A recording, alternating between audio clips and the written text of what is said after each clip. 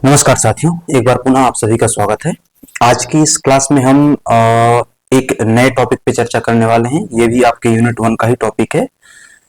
इस टॉपिक पे चर्चा करने का मूल उद्देश्य ये है कि आज की तारीख में फूड एडल्ट्रेशन इतना ज़्यादा बढ़ चुका है और फूड के कारण होने वाली समस्याएं इतनी ज़्यादा बढ़ चुकी हैं कि भारत सरकार को एक नया इनिशिएटिव चलाना पड़ा, एक नया कैंपेन चलाना पड़ा ताकि लोग बेहतर भोजन खाएं और उस चीज के लिए क्या हो, प्रेरित हो। Junk food, fast food, street food, इन सबको क्या करें, त्यागें और एक बेहतर पोषण युक्त भोजन प्राप्त करें ताकि हम बीमारियों आदि को रोक सके। इसलिए ये कैंपेन चलाया जा रहा है। ठीक है, चालू करते हैं हमारी क्लास को। आप में से जो लोग पहली बार इस चैनल से जुड़ रहे हैं, कृपया चैनल को सब्सक्राइब कर लीजिए, साथ ही बेल आइकन के बटन को ऑन कर लीजिए ताकि आपको सभी वीडियो समय समय पर प्राप्त होते रहे।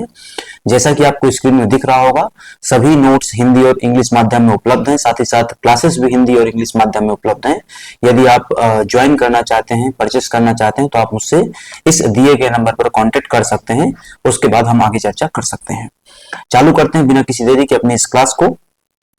आज का जो हमारा टॉपिक है, जैसे डिस्कस किया है ना, topic exactly eat right challenge है ना, ईट राइट इनिशिएटिव है ना। ये एग्जैक्टली आपके सिलेबस में टॉपिक लिखा गया है। तो ईट राइट इनिशिएटिव का जो पूरा संबंध है, उस टॉपिक को रखे जाने का मूल कारण है, वो कारण ये है क्योंकि भारत सरकार क्या चलाती है, एक कैंपेन चलाती है। उस कैंपेन का नाम है, जैसा कि स्क्रीन में दिख रहा है, eat right challenge.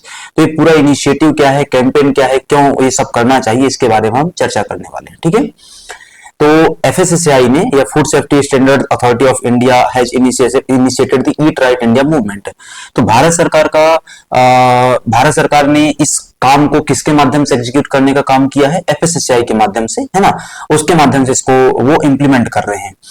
The movement aims to cut down salt sugar and oil consumption by 30% in 3 years। ठीक है, वापस से हमने जब जंक फूड पढ़ा था, है ना, किसको पढ़ा था हमने, जब जंक फूड पढ़ा था, तो उस जंक फूड के तहत हमने देखा था कि इस जंक फूड को क्या कहा जाता है, HSS फूड भी कहा जाता है, मतलब हाई सॉल्ट हाई शुगर। आपका एक ऐसा भोजन जिसमें बहुत अधिक मात्रा में शुगर है और बहुत अधिक मात्रा में क्या है, सॉल्ट दिया हुआ है, तो ऑब्वियस सॉल्ट डाला हुआ, तो ऑब्वियस सी बात है आप अलग अलग प्रकार की समस्याओं से ग्रसित हो जाएंगे। तो इससे बेहतर क्या है कि आप उसको त्याग दें। और इस चीज को प्रमोट करने के लिए और हाई शुगर, हाई सॉल्ट और फैटी फूड्स को क्या है के प्रति आपको डिमोटिवेट करने के लिए भारत सरकार ने कैंपेन चलाया। फैटी फूड यहाँ पे क्यों मैंने कहा, क्योंकि यदि आप ऑयल कंजम्पशन करते हैं तो आप अल्टीमेटली क्या ले रहे हैं, ट्राइग्लिसराइड्स कंज्यूम कर रहे हैं। वही ट्राइग्लिसराइड्स क्या है, दरअसल फैट है। वो क्या है, फैट का बेसिक यूनिट होता है। ठीक है, it aims to engage and enable citizens to improve their health and wellbeing by making the right food choices. सबसे बड़ी समस्या यहां पर है कि राइट फूड होता क्या है, वो जनता को पता ही नहीं है। अरे जब जनता को यही नहीं पता है कि राइट फूड क्या होता है, जनता बेहतर भोजन कैसे करे। तो भारत सरकार ने एफएसएसआई के माध्यम से ये बेड़ा उठाया कि हम जनता को बताएंगे कि अच्छा भोजन क्या होता है। और अच्छा भोजन की डेफिनेशन यदि मुझसे पूछो सामान्य तौर पर, तो एक ऐसा भोजन जो न्यूट्रिशियस हो, एक ऐसा भोजन जिसका कोई साइड इफेक्ट ना हो, एक ऐसा भोजन जो शुगर, सॉल्ट और फैट से मुक्त होना चाहिए। ठीक है, तो शुगर, सॉल्ट और फैट का मुक्त होने का मेरा मतलब यहाँ पे ये नहीं है कि बिल्कुल ना हो, क्योंकि बेसिक रिक्वायरमेंट तो रहेगी भाई, लेकिन वह कम से कम क्वांटिटी में होना चाहिए। ठीक है, the movement is based on the 3 की प्रिंसिपल्स और थीम्स। ये जो पूरा का पूरा इनिशिएटिव है 3 चीजों पर आधारित था। पहला था कि it is if it's not safe, it's not food.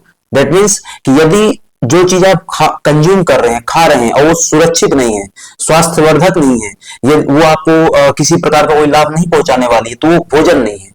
बात समझ में आ रही। उसको खाने को, ये भी नहीं बोला कि खाने को मना किया, वो स्पष्ट बोल दिया भोजन नहीं है। भोजन तो आप क्यों खाएंगे, बात सीधी सी बात है। तो सिंपल सी बात मैं कहता हूं कि if it's not safe then it's not food, कि यदि वो सुरक्षित नहीं है स्वास्थ्य के लिए, शरीर के लिए, तो वह खाना नहीं है। और यहाँ सुरक्षित होने का मतलब सिर्फ ये नहीं होता है कि आपके शरीर को बीमारी दे जाएगा। अरे शरीर को बीमारी नहीं दे रहा है, लेकिन आपके मस्तिष्क को तो भी वो नहीं कर रहा ना, संतुलित नहीं कर रहा है। क्योंकि भोजन के लिए हमने कल की क्लास में एक देखा था कि भोजन के जो हम फीचर्स बताते हैं, उनमें एक बात ये भी आती है भोजन के कार्यों में कि वो हमारी क्या है, मानसिक संतुष्टि की पूर्ति करता है। और यदि मेरा भोजन मानसिक संतुष्टि की पूर्ति नहीं कर रहा तो भोजन कैसे हुआ। ठीक है, दूसरा जो फंडामेंटल थीम आता है वो है कि food should not only serve the palate but is also meant for a body and mind. अभी जस्ट बात करी मैंने कि फूड का मतलब सिर्फ ये नहीं होता है कि वो आपकी थाली में सर्च करके आ गया और आपने उसको क्या कर लिया, कंज्यूम कर लिया। नहीं, वो आपके बॉडी के लिए और आपके माइंड के लिए, दोनों के लिए क्या हो, हेल्दी होना चाहिए। ठीक है, कई बार हम सिर्फ बॉडी की हेल्थ देखते हैं, माइंड का नहीं देखते हैं। जैसे उदाहरण के लिए मैं सिंपल सा कहता हूं, तो बाहर सड़क में स्ट्रीट फूड खा रहे हो, स्ट्रीट फूड क्या होता है, फास्ट फूड क्या होता है, जंक फूड क्या होता है, इस सब के बारे में मैंने क्लास में समझाया हुआ है, आप एक बार क्लास देख लीजिएगा। ठीक है, तो अब बेसिक डिफरेंस होता है, हर फास्ट फूड स्ट्रीट फूड नहीं होता, हर जंक फूड स्ट्रीट फूड नहीं होता है, हर स्ट्रीट फूड जंक फूड नहीं होता, हर स्ट्रीट फूड फास्ट फूड नहीं होता है ना, इन सब में डिफरेंसेस हैं। खैर, तो यदि मैं कहता हूं कि एक स्ट्रीट फूड आप खा रहे हैं जिसमें न्यूट्रिशन है, दैट मीन्स कि आपकी बॉडी के लिए लाभदायक है, लेकिन आप कहां खड़े होकर खा रहे हैं, ये भी तो मायने रखता है ना।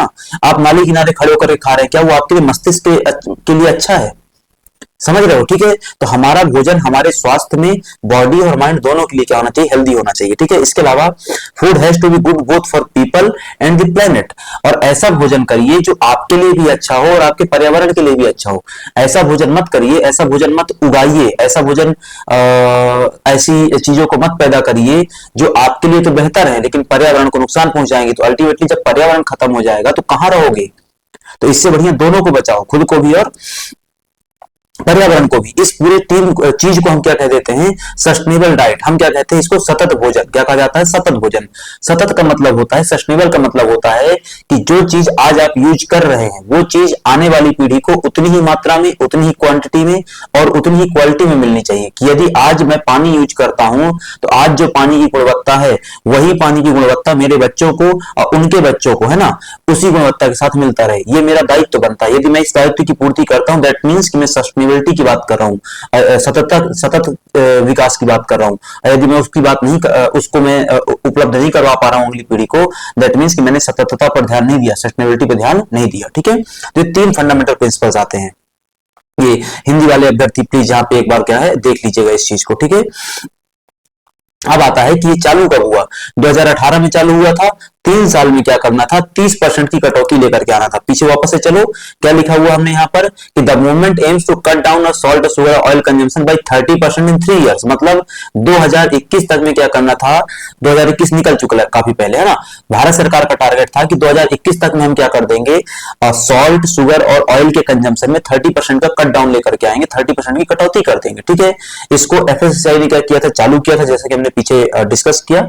और इसकी टैग लाइन रखी गई थी, ऑफिशियल वेबसाइट याद रखने की आवश्यकता नहीं एग्जाम के लिए, टैगलाइन जरूर काम की है, सही भोजन बेहतर जीवन, है ना। इसकी टैगलाइन क्या रखी गई थी, सही भोजन बेहतर जीवन, ये उसकी टैगलाइन थी। तो इसको आप थोड़ा सा ध्यान में रखेंगे। ठीक है, मेरे ख्याल से यहां तक की बात।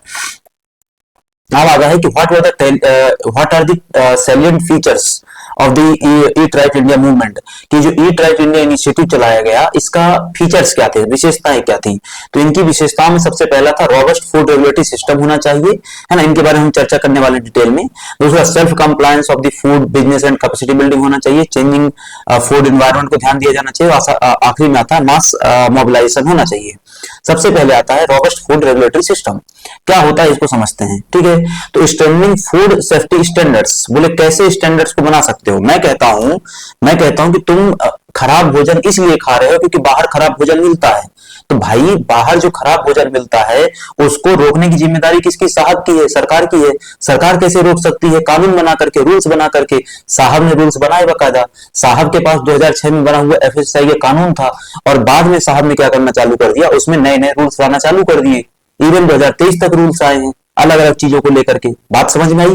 तो हमने क्या कर दिया, हमने रेगुलेटरी सिस्टम को मजबूत किया। साहब कैसे मजबूत किया, कानून के माध्यम से। कौन सा कानून, एफएसएसए एक्ट 2006 के माध्यम से। और क्या किया हमने, उस कानून को लागू करने के लिए हमने रूल्स लेकर के आए और रेगुलेशंस लेकर के आए अलग अलग टाइम पीरियड में। ये रूल्स और रेगुलेशंस हम यहाँ नहीं पढ़ेंगे, हम कहाँ पढ़ेंगे इनके बारे में, 10th यूनिट में पढ़ेंगे। जब हम 10th यूनिट में एफएसएसए एक्ट पढ़ेंगे तब चर्चा करेंगे उसकी। ठीक है, इसके अलावा expanding registration licensing and enforcement under FSSI, हमने क्या करना चालू कर दिया। जैसे उत्तर प्रदेश में तुमने देखा होगा, उत्तर प्रदेश सरकार ने एक इनिशिएटिव लिया कि वहां पे हर ठेले का रजिस्ट्रेशन किया जाएगा। क्यों आवश्यक है ठेले का रजिस्ट्रेशन, इसलिए ताकि कौन क्या कहां बेच रहा है उसको जानकारी सरकार को तो हो, किस क्वालिटी का बेच रहा है, सरकार के पास वो रजिस्टर्ड तो होना चाहिए। यदि मुझे जानकारी नहीं है कि कितने लोग बाहर सामान बेच रहे हैं, भोज्य पदार्थ बेच रहे हैं, तो मैं इस बात की जानकारी का अंदाजा भी नहीं लगा सकता कि वो क्या बेच रहे हैं। पहले बेसिक चीज तो पता हो कि वो है कौन।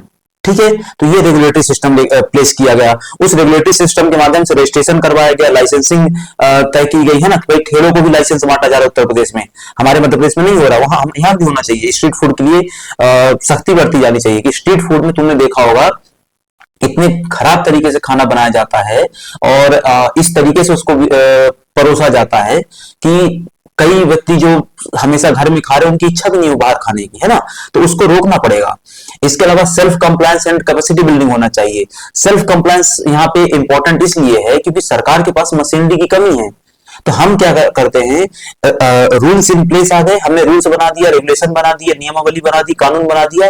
अब हम कहते हैं कि तुम मतलब जो दुकानदार है वो स्वयं क्या कर ले, अब इन रूल्स के अकॉर्डिंग अपने आप को ढाल ले, वो स्वयं इन रेगुलेशन और कानून के अकॉर्डिंग अपने आप को ढाल ले, और यदि वो ऐसा कर लेता है तो व्यवस्था सुधर जाती है। तो ये इस प्रकार की चीज को हम सेल्फ कंप्लायंस बोलते हैं।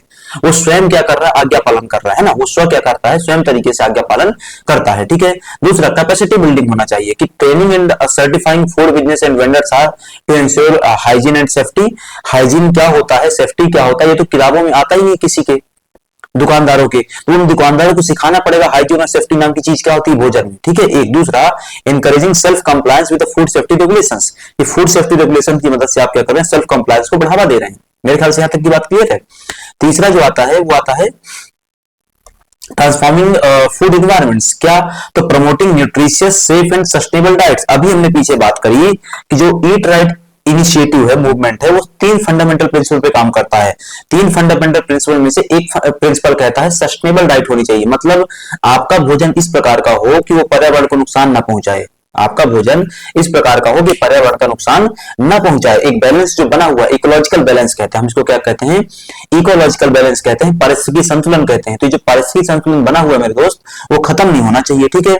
तो promoting nutritious safe and sustainable diets एक दूसरा, strengthening engagement with the consumers and food industry to improve choices. ये भी एक इंपॉर्टेंट चीज है कि भाई आप एंगेजमेंट बढ़ाइए, किससे, कंज्यूमर्स। अरे मैं कंज्यूमर हूं, मेरे से कभी किसी ने पूछा कि मुझे किस प्रकार का भोजन चाहिए, कोई पूछ ही नहीं रहा है, ठीक है। इसके अलावा फूड इंडस्ट्री के जो लोग हैं उनसे किसी कोई पूछ ही नहीं रहा है, वेंडर्स जो हैं उनके बारे में कोई बात ही नहीं होती है। तो ये एक सिस्टम है, इस सिस्टम में सबको आपको साथ में लेकर के चलना पड़ेगा। देन हम क्या कर सकते हैं, इस फूड एनवायरनमेंट को बेहतर तरीके से मैनेज कर सकते हैं और सस्टेनेबल डाइट को हम बढ़ावा दे सकते हैं। इसके अलावा इसी में आता है मास मोबिलाइजेशन एंड अवेयरनेस। ये इंपॉर्टेंट है।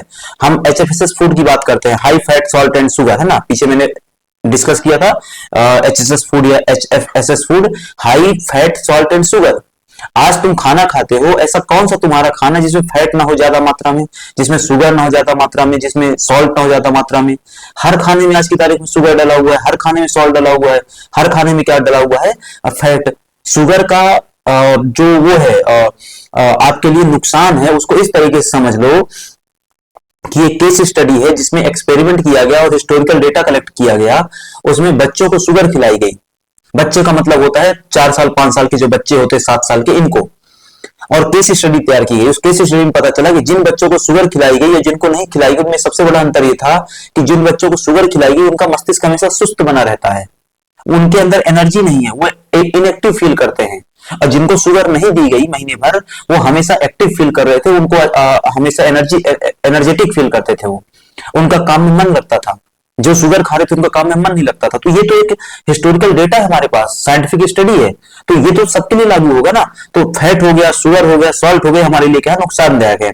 इसके अलावा तो इसके लिए हमको क्या करना पड़ेगा, लोगों को अवेयर करना पड़ेगा। इसके अलावा promoting fortified local and seasonal foods. Fortified food क्या होता है, वो मैंने फूड फोर्टिफिकेशन पे एक वीडियो बनाया हुआ है, उसको आप वहां से देख पाएंगे, ठीक है। इसके अलावा लोकल एंड सीजनल फूड्स को आपको बढ़ावा देना पड़ेगा फॉर द बेटर हेल्थ, ठीक है। कि जो आपके क्षेत्र के लोकल फूड हैं, आपके क्षेत्र के जो सीजनल फूड हैं, मतलब कि भाई जैसे संतरा है तो इसी सीजन में आएगा, है ना, आपका आम है तो एक पर्टिकुलर सीजन में आएगा। इस प्रकार की चीजों को क्या करो, प्रमोट करो, बढ़ावा दो, क्योंकि वो न्यूट्रिशियस होती हैं, आपके क्षेत्र की होती हैं, ठीक है। और फोर्टिफाइड फूड को भी क्या किया जाना चाहिए, बढ़ावा दिया जाना चाहिए। तो ये 4 क्या है, उसके फंडामेंटल फीचर्स हैं, ठीक है। अब आता है कि इस मूवमेंट को सपोर्ट करने के लिए भारत सरकार ने बहुत सारे काम किए हैं। इन बहुत सारे कामों के अंतर्गत हम चंद बातें करेंगे। उनमें एक आता है स्टेट फूड सेफ्टी इंडेक्स। इसके बारे में और डिटेल में आगे देखेंगे हम स्टेट फूड सेफ्टी इंडेक्स के बारे में। बट अभी के लिए कि it is developed to measure the performance of the states on the 5 parameters of the food safety. तो राज्यों ने कितना बेहतर काम किया फूड सेफ्टी को लेकर के, यदि हमको इसको मेजर करना है तो कैसे मेजर करें? तो हमने इसको मेजर करने के लिए क्या बना दिया, एक स्टेट फूड सेफ्टी इंडेक्स बना दिया। ये जो स्टेट फूड सेफ्टी इंडेक्स है वो 5 पैरामीटर पे काम करता है, ध्यान में रखना इस चीज को अपने को, है ना। वो 5 पैरामीटर क्या है? तो human resource and institutional data होना चाहिए, कि मानव संसाधन का संस्थागत संसाधन का संस्थागत हमारे पास डेटा हो। दूसरा, कंप्लायंस हो, अनुपालन आज्ञा पालन हो। इसके अलावा फूड टेस्टिंग के लिए इंफ्रास्ट्रक्चर और सर्विलांस होना चाहिए, कि यदि आपको खाद्य परीक्षण करना है तो खाद्य परीक्षण के लिए व्यवस्था है कि नहीं है, ठीक है। इसके अलावा ट्रेनिंग एंड कैपेसिटी बिल्डिंग होनी चाहिए, कि जो लोग इस पे इन्वॉल्व हो रहे हैं उनको ट्रेनिंग दिया गया कि नहीं दिया गया, है ना। मानव संसाधन इकट्ठा किया गया कि नहीं किया गया, कैपेसिटी बिल्डिंग हुई कि नहीं हुई। और आखिरी में आता है कंज्यूमर एम्पावरमेंट, जागो ग्राहक जागो, मुझे बताया गया कि नहीं बताया गया। भाई मुझे बताने के लिए तो क्या किया गया यहाँ पर, चौथा पॉइंट हमने जो लिखा था, मास मोबिलाइजेशन अवेयरनेस, मुझे तो जागरूक करने के लिए किया गया ना जनता को, ठीक है। तो ये पॉइंट आता है कि स्टेट फूड सेफ्टी इंडेक्स बनाया गया है जो 5 फंडामेंटल प्रिंसिपल पे काम करता है, to assess the performance of the states regarding the food safety, ठीक है। तो ये 5 फंडामेंटल प्रिंसिपल के आधार पर मेजर करता है। दूसरा आता है ईट राइट अवार्ड्स। एफएसएसआई क्या कर रहा है, एक अवार्ड दे रहा है ईट राइट नाम से, ठीक है। It was instituted by FSSI to recognise the contribution of the food companies and individuals to empower citizen to choose safe and healthy food options.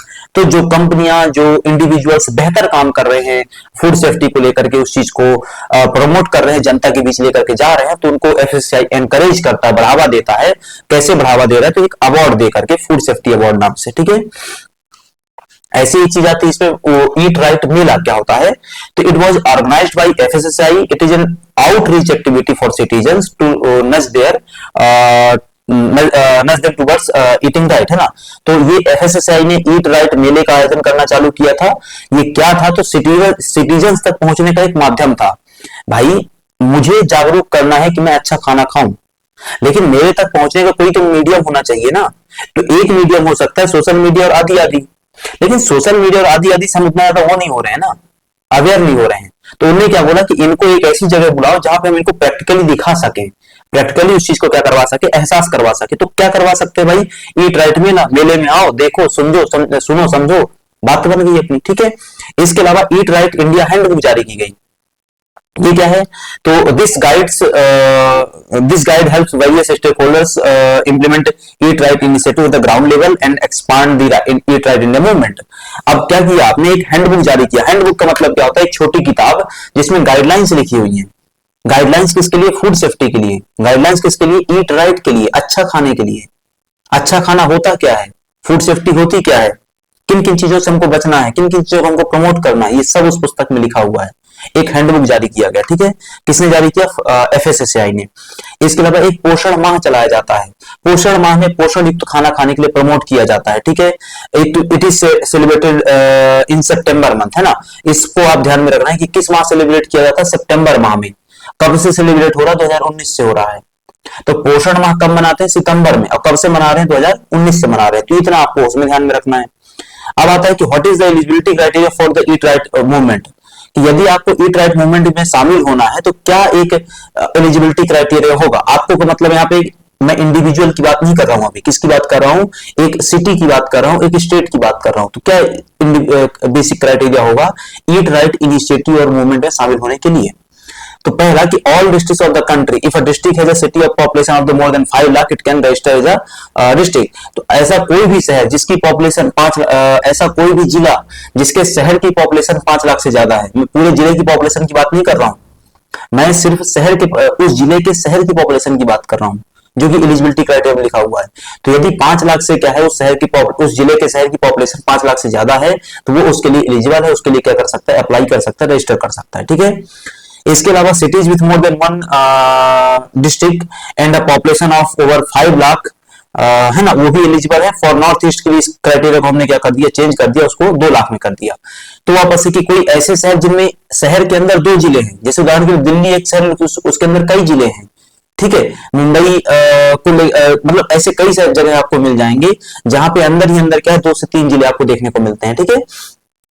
इसके अलावा the first 150 cities and the districts that register on the first come first service basis will be eligible for the seed funding of the challenge। अब सरकार क्या कर रही थी, eat right movement के लिए राज्य सरकारों को पैसा दे रही थी।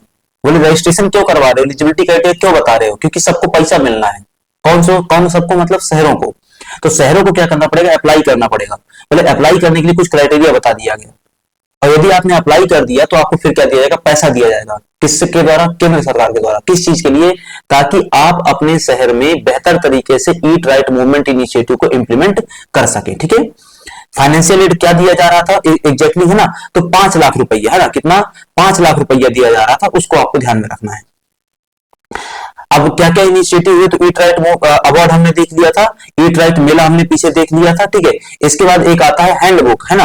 ये हैंडबुक जो हुआ एक जारी किया गया, उसको नाम दिया गया पर्पल बुक। अब ध्यान में रखिएगा कि पर्पल बुक किसके द्वारा जारी की गई, फसाई के द्वारा, एफएसएसआई के द्वारा। काय के लिए जारी की गई, ईट राइट मूवमेंट इनिशिएटिव के सपोर्ट में जारी की गई। ठीक है, इस हैंडबुक में 2 चीजों की बात की गई है, handbook on diets for diseases. ठीक है, कि ऐसी कौन कौन सी डाइट्स हैं जो आपको कोई बीमारी दे सकती हैं, अथवा ऐसी कौन कौन सी डाइट्स हैं जो किसी बीमारी से आपको बचा सकती है। मेरे ख्याल से बात क्लियर हुई होगी।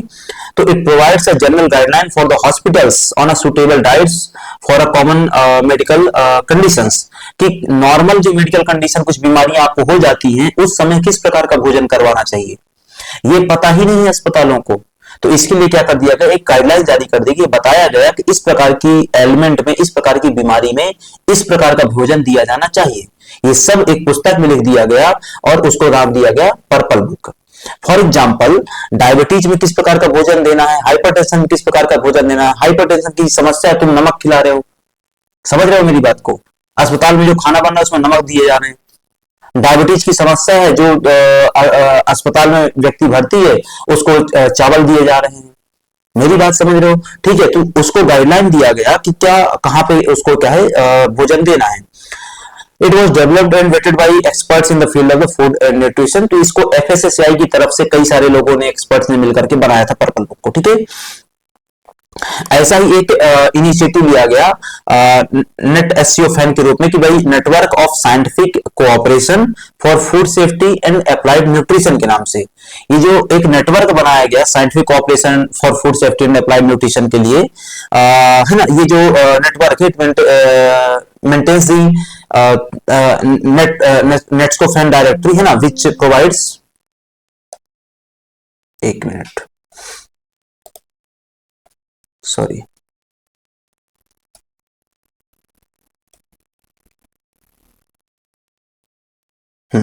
चालू करते हैं ना। तो it provides detail information about various heads, directors and lead scientist from associated institutions. अभी जो इसको बनाया गया, मतलब नेट्सको फैन को बनाया, इसका मूल कारण क्या है, तो हमको पता होना चाहिए कि किस फूड इंडस्ट्री में, कौन सी कंपनी में कौन लोग बैठे हुए हैं, कौन लोग इसके लिए क्या है उत्तरदायी हैं, इसलिए इस व्यवस्था को क्या है बनाया गया। इसके अलावा एक और इनिशिएटिव लिया गया, वो था safe food share food initiative, है ना। तो इंडियन फूड शेयरिंग अलायंस एक बना हुआ है, IFSC. It aims to reduce food wastage and hunger, कि भाई आज की तारीख में हमारे देश से बहुत सारे लोगों को इसलिए खाना नहीं मिल पाता है क्योंकि कोई दूसरा व्यक्ति खाना वेस्ट कर रहा है। क्यों वेस्ट कर रहा है, क्योंकि एक्स्ट्रा बना था। शादियों में आपने देखा होगा, आप भी गए होंगे, आपने भी अपनी थाली में एक्स्ट्रा खाना लिया होगा और उसको उसमें डस्टबिन में डाल दिया होगा। बहुत गलत है।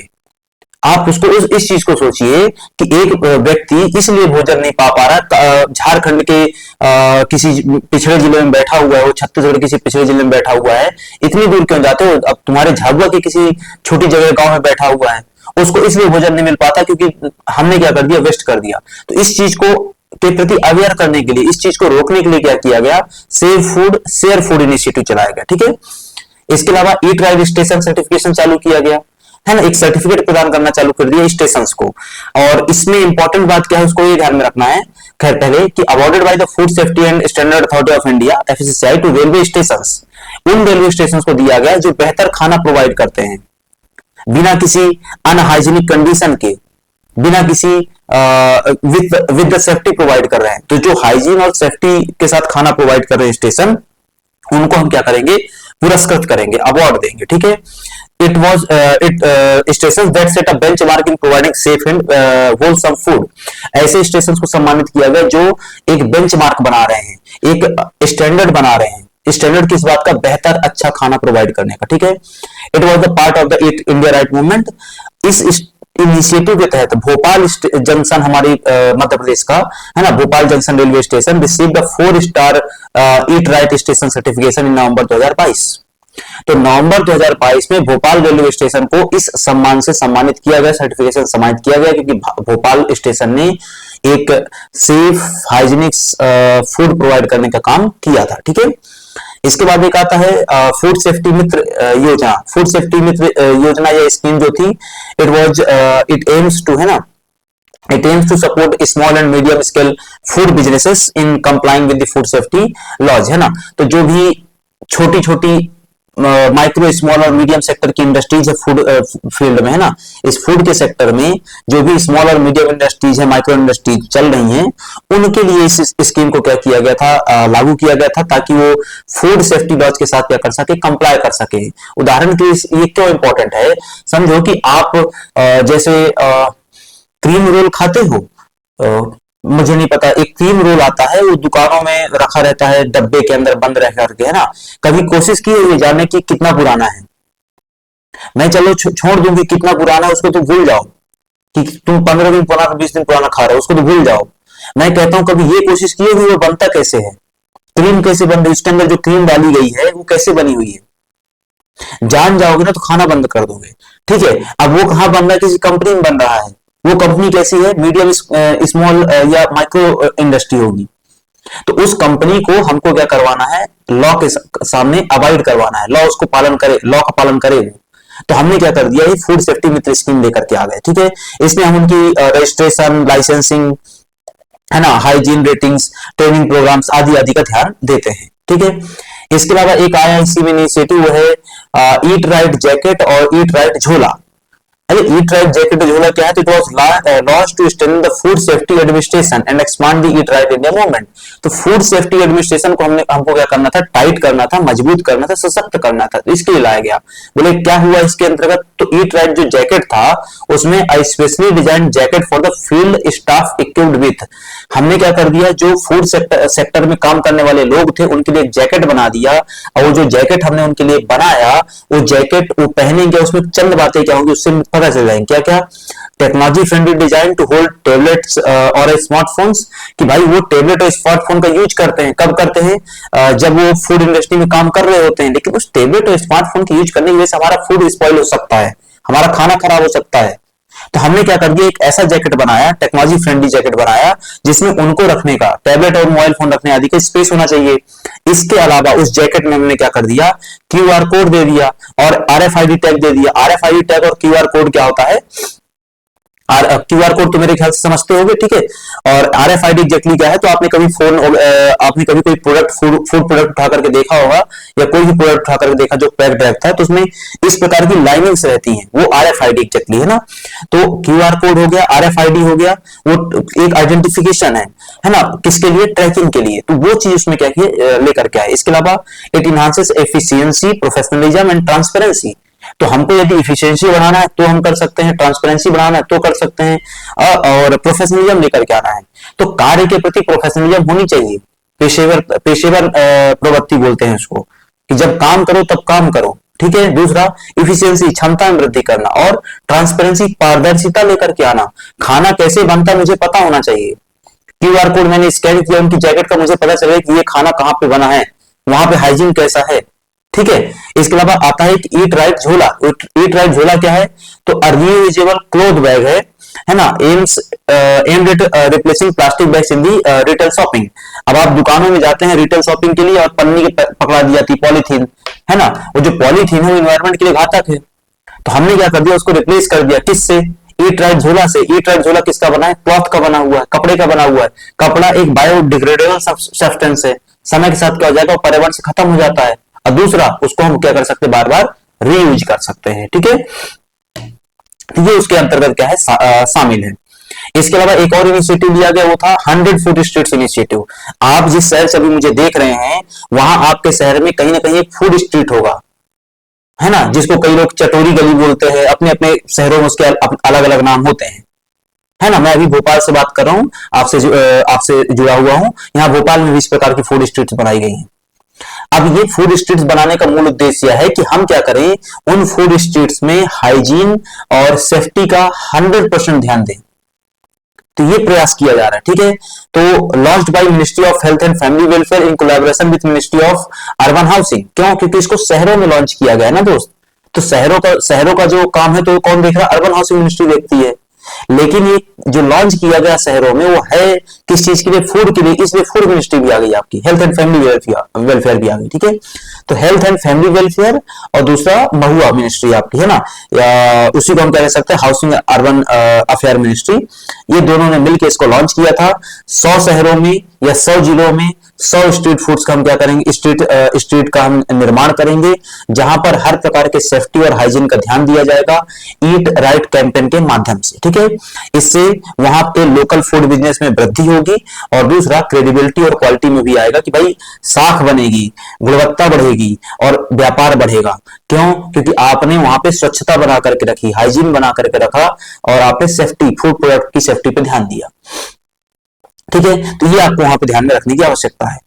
अब इसी में आता है आपका स्ट्रीट फूड सेफ्टी इंडेक्स। पीछे मैंने बात करी थी इसके बारे में, 5 फंडामेंटल पिलर्स होने चाहिए। उन 5 फंडामेंटल पिलर्स के अलावा कुछ और बातें यहाँ पे हमको देख लेनी है।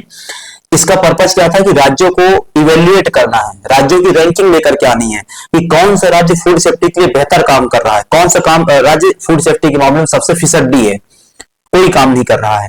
तो कैसे पता चलेगा? तो बोले एक इंडेक्स बनाते हैं, उस इंडेक्स में हम क्या करेंगे, बताएंगे इसके बारे में कि कौन बेहतर काम कर रहा है, कौन बेहतर काम नहीं कर रहा, ठीक है।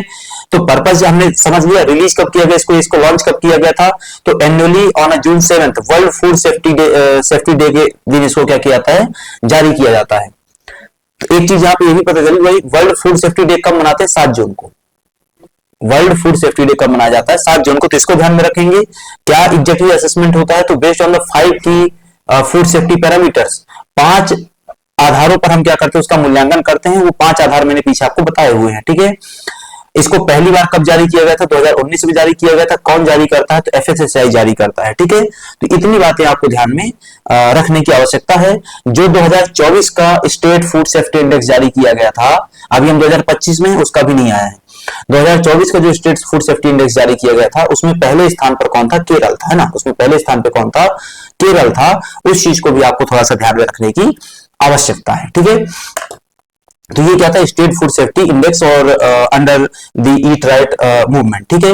और ये पूरा का पूरा क्या था? आपका यूनिट 1 का एक टॉपिक था, ईट right initiative, eat right movement, ठीक है। हमारी यहां तक ये पूरी आज क्लास थी। आज की ये क्लास यहीं पर खत्म होगी। आप में से जो लोग यहां तक पहुंचे, चैनल को सब्सक्राइब कर लीजिए।